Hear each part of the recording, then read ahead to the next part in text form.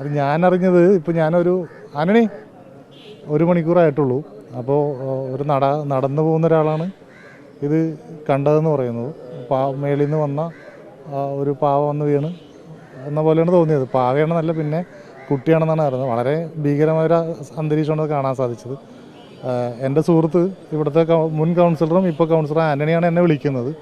ഏതാണ്ട് 8:15 അദ്ദേഹം അറിയുന്നത്. അത് ഞങ്ങളോട് വരുമ്പോൾ ഇപ്പോൾ ഫ്ലാറ്റ് പരിശോധിച്ചുകൊണ്ടിരിക്കുകയാണ്.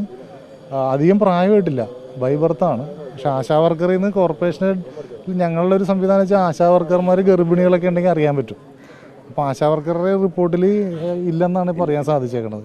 ചേട്ടാ, ഈ 15 ദിവസമായി പൂട്ടിക്കിടക്കുന്ന ഒരു ഫ്ലാറ്റിനെ പറ്റി പറഞ്ഞിരുന്നല്ലോ. അപ്പോൾ അതുമായി ബന്ധപ്പെട്ട് കൃത്യത്തിൽ എന്തെങ്കിലും പങ്കുള്ളതായ ഒരു സൂചനയുണ്ടോ? അല്ല, അതിപ്പോൾ പോലീസ് അന്വേഷിച്ചുകൊണ്ടിരിക്കുന്നുണ്ട്. പോലീസ് കൃത്യമായിട്ട് ആ ഫ്ലാറ്റൊക്കെ അവർ തുറന്ന് നോക്കുന്നുണ്ട്.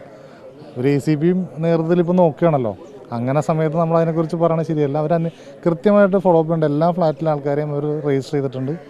അവർ വെച്ചിട്ട് പരിശോധന നടത്തണമെന്നാണ് എനിക്ക് അറിയാൻ സാധിച്ചത്. എത്രാമത്തെ നിലയിൽ നിന്നാണെന്ന് ഇപ്പോഴും വ്യക്തമല്ലോ അല്ലേ? വ്യക്തമല്ല. ആ മേളിൽ നിന്ന് ഇങ്ങനെ വീഴ്ച നമുക്ക് കാണുന്നത് മേളിൽ നിന്നാണ് ഏതായാലും വീണേക്കണേ. അപ്പോൾ അത് നിലയും അതിൻ്റെ ഫോറൻസിക് ഉൾപ്പെടെയുള്ളവർ വന്ന് പരിശോധിക്കുമ്പോൾ അറിയാൻ പറ്റും. ഇപ്പോൾ ഇവിടെ പുറത്തുനിന്ന് ആളുകൾ വരികയാണെങ്കിൽ അങ്ങനെ അനുമതിയില്ലാതെ കടന്നു കയറാനുള്ള സാധ്യതയുണ്ടോ ആളുകൾ?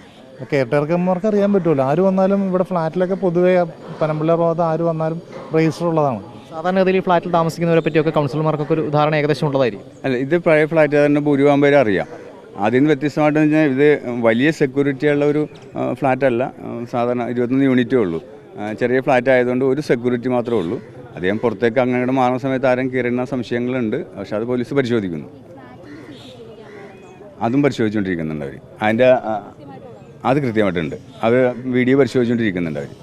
ഇതിൻ്റെ അകത്തേക്ക് പുറത്തുനിന്ന് ആൾക്കാർ കയറിയിട്ടുണ്ടോ എന്നുള്ള വീഡിയോ കൂടി പരിശോധിക്കുന്നുണ്ട് അവർ.